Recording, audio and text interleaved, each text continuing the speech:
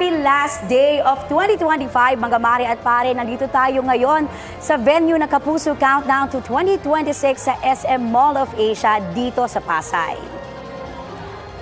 Ongoing na ang final preparations para sa gaganaping Kapuso Countdown to 2026 dito sa MOA Seaside Boulevard. Handa na ang stage kung saan magpe-perform ang inyong mga paboritong Kapuso stars and special guests. Ang ating GMA security officers nagsagawa na rin ng safety inspection. Nagsisimula na rin magdatingan ng ilang fans na makikisaya mamaya sa New Year's Eve countdown. Ang ilan nga sa kanila galing pa raw sa mga probinsya at madaling araw pa lang ay nandito na.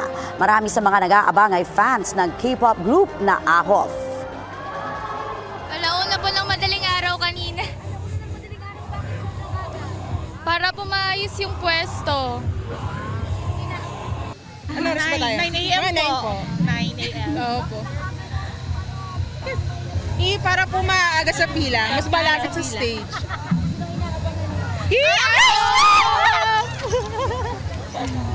Galing pa po ako sa Pangasinan. Kasi po, AHOF is family. Mas unahin ko po sila ngayon.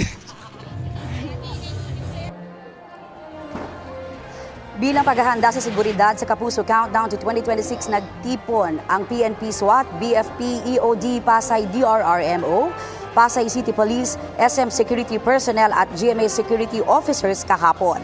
Ininspeksyon nila ang venue at paligid nito.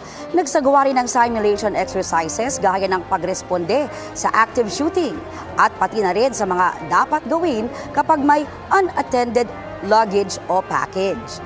Reminder din po sa mga kapuso na dadalo sa venue, bawal po ang pagdadala ng mga matutulis na bagay, baril, vape at illegal drugs.